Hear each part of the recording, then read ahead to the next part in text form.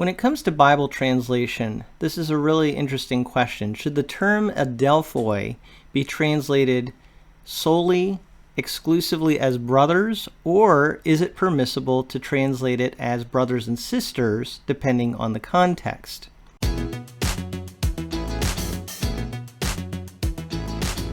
One of the issues that we talk a lot about in certain groups, if we're really passionate about the Bible and Bible translation, has to do with gender language. And I was reading a really interesting tidbit of information about the Colorado Springs guidelines, which I'm going to bring up here.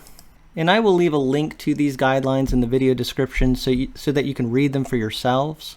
But these guidelines were developed by a group of conservative people who wanted to set some parameters on translating gender language in the Bible in response to the trend toward gender inclusiveness in Bible translation.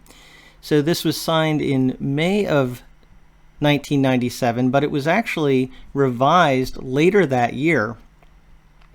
And so this is actually the text of the Colorado Springs Guidelines as they were revised and signed by 10 of the original 12 signers on September 9th, 1997. And at the bottom of this, it shows you the people who affirmed this statement, and you can see a lot of very well-known conservative people here who affirmed these guidelines for Bible translation. But here's something that I was reading, and this is written by Mark Strauss in his review of the Christian Standard Bible.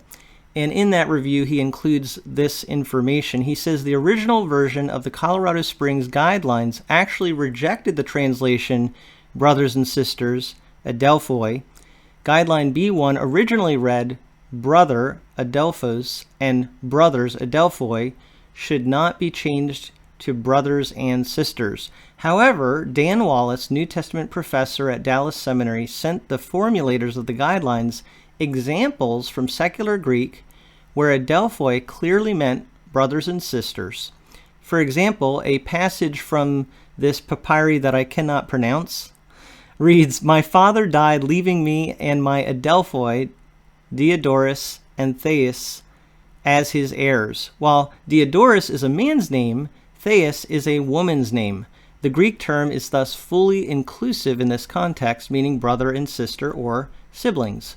Guideline B1 was subsequently revised as follows. The plural Adelphoi can be translated brothers and sisters where the context makes clear that the author is referring to both men and women. So according to these conservative guidelines, it's actually permissible to translate Adelphoi as brothers and sisters depending on the context. He goes on to say a little bit here, the concession is no doubt the reason for a footnote in the English Standard Version at the first use of Adelphoi in New Testament books. While the ESV text continues to render Adelphoi as brothers, the footnote adds, or brothers and sisters.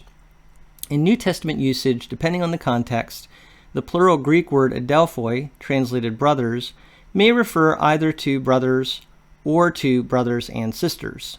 Significantly, the CSB renders Adelphoi as brothers and sisters, but includes no footnotes, acknowledging that in these contexts, Adelphoi means brothers and sisters.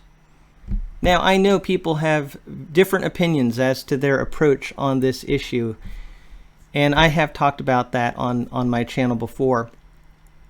I think a lot of people feel like the trends that we see in translating terms like this the way that we do with things like brothers and sisters really ties into that gender inclusive trend that we've seen in Bible translation on the whole.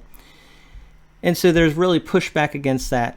On the other hand, what you see there is in the Colorado Spring Guidelines, they took into account information that Dr. Dan Wallace brought to them, and they said, yeah, we should modify our guidelines based on the data that we are given. And so it really becomes, I think, a judgment call, and it's not necessarily a liberal thing to have brothers and sisters as the translation for Adelphoi. So it'd be interesting to hear what you think about this. Was this new information for you? But one thing I thought is a takeaway, at least from my perspective, is that I think when you see translations like the Christian Standard Bible or the NASB 2020 translate Adelphoi in certain places as brothers and sisters, And remember, the NASB 2020 puts "and sisters" in italics just to make sure that the reader knows that's something that was added by the translators for clarification. I think when we see that, we should recognize that that's not necessarily a liberal thing. It's not really a violation of the Colorado Springs guidelines on gender-inclusive language. Now, that doesn't mean that you have to use a translation that translates Adelphoi as brothers and sisters. I think there's room for different opinions on this. It's fine to prefer one over the other.